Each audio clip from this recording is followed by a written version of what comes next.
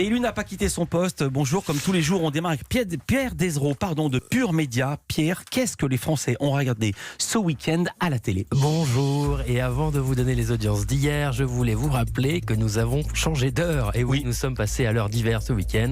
Un changement d'heure qui n'est pas pour déplaire aux patrons de chaîne, puisqu'il s'accompagne traditionnellement d'audiences à la hausse en nombre de téléspectateurs.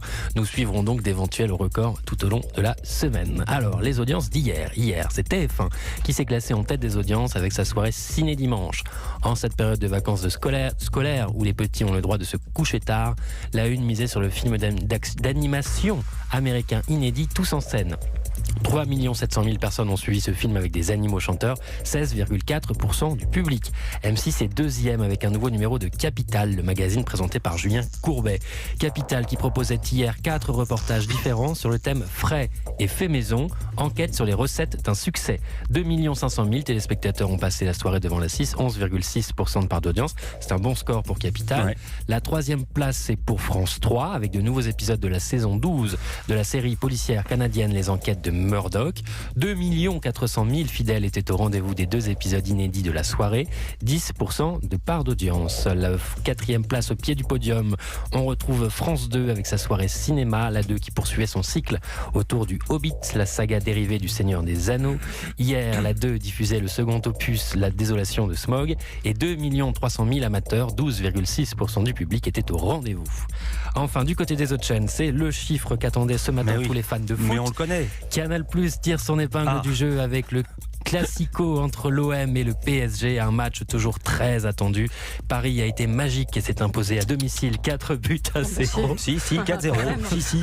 C'est Cyril Lacarrière qui veut changer les résultats du match. Non, on ne refait pas le match. Et quant au score, a-t-il été magique? Eh bien oui, 1 900 000 supporters, 8,3% de part d'audience. Et Pierre, vous me l'avez dit, vous avez regardé, il y avait 4-0 déjà à la mi-temps. Est-ce que l'audience a baissé pour la seconde mi-temps? Non, ils sont restés quand même pour voir si jamais il y avait une éventuelle remontada qui n'a pas eu lieu. Ouais. Cyril Lacarrière qui est au fond du puits.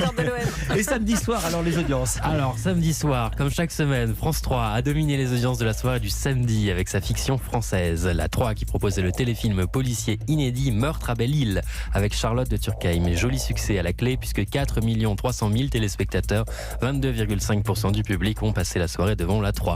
France 3 qui a largement dominé TF1 dont le divertissement Danse avec les stars plafonne. Ils étaient samedi 3 300 000 devant l'émission présentée par Camille Combal, 17,6% du public.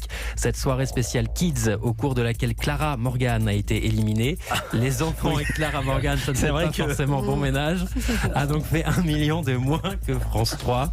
C'est moyen, mais c'est stable sur une semaine. À noter enfin qu'après des samedis soirs très difficiles ces dernières semaines, France 2 reprend des couleurs. La 2 qui proposait le concert événement consacré aux 130 ans de la Tour Eiffel, 2 300 000 personnes, 12,8% du public ont suivi le spectacle présenté par Stéphane Bern et Marie-Sophie Lacaro.